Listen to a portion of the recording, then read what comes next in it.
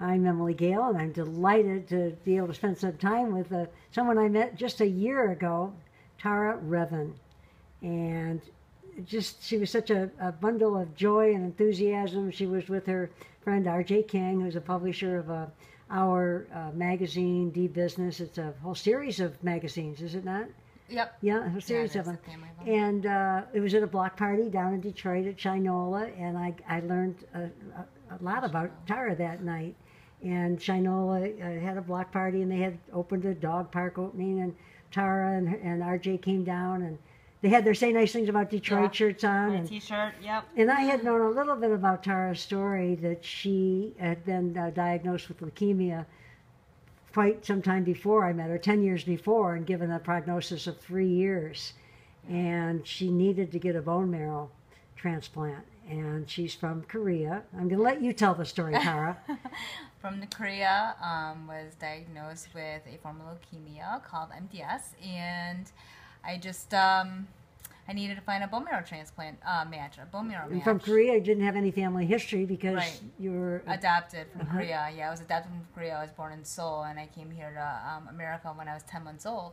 So when I was faced with having to find my match and a cure, I turned to Be the Match Registry, and unfortunately, I couldn't find a match for it was like 10 years waiting to find a match, but I did find one finally. But during those years, because you'd given a 3-year prognosis, and it was the odds were very slim of you finding a match, being given your family history that you didn't have. Right. But at the same time, being from Korea, so you started having bone marrow drives. Yes. Yeah. Talk about that and how that changed your perspective on everything. That you ended up saving lives while you were doing the bone marrow match, because other people were finding matches. Right. While you weren't.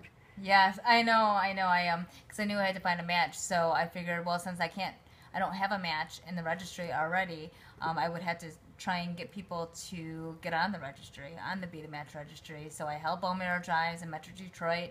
I was at U of M, all the campuses, Korean churches, because I knew my best match would be somebody of my ethnicity. And there's such a shortage of African Americans, Koreans, Asians in general, and Hispanics on the registry. So I had countless bone marrow drives. I had great media support to tell the public, come out to these drives and become a registered donor and help save a life.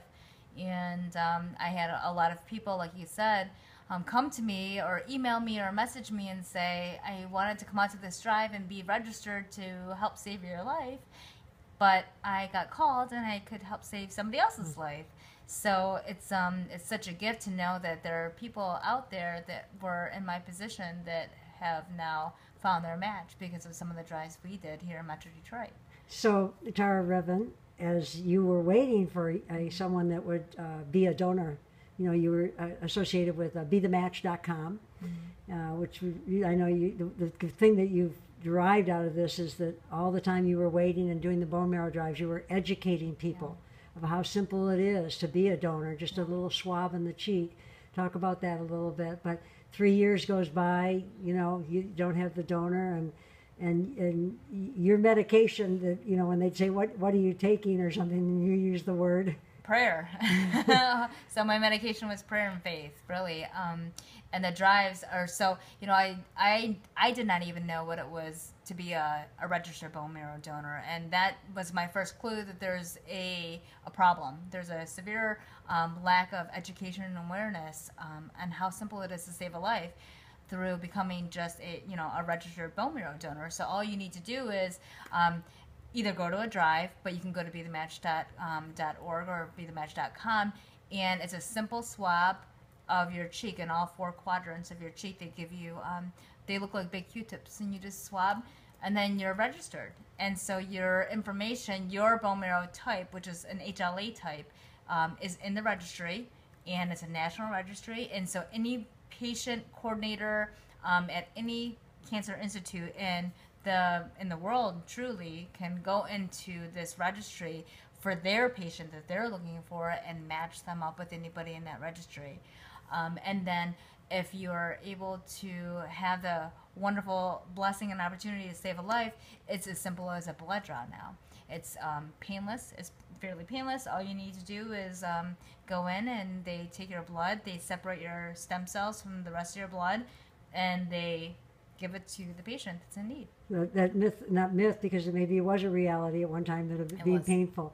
And you're a single mom, and your son Jay was a young boy, Yeah. and so he went through this journey with you, and you say that he was the rock and the foundation, that your reason for living. You Yeah. just wanted to see him graduate. Yeah. That was one of the things that was most important. And he's in the Marines now, and you'd only had your transplant 1 year when he went into the Marines, so really his entire youth, right? Yeah. He Yeah, was- I mean, he grew up with his mom having cancer.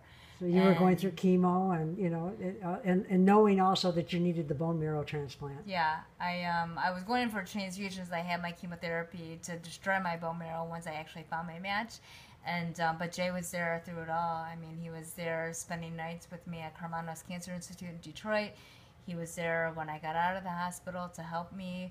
He was there to, make fun of me and be a kid and be my son and keep me, like, in my reality check. Like, yeah, I might be, suffering and healing or whatever it might be, but I'm still a mom, and that to me is what life is all about, is just having that, that relationship with family and friends. Well,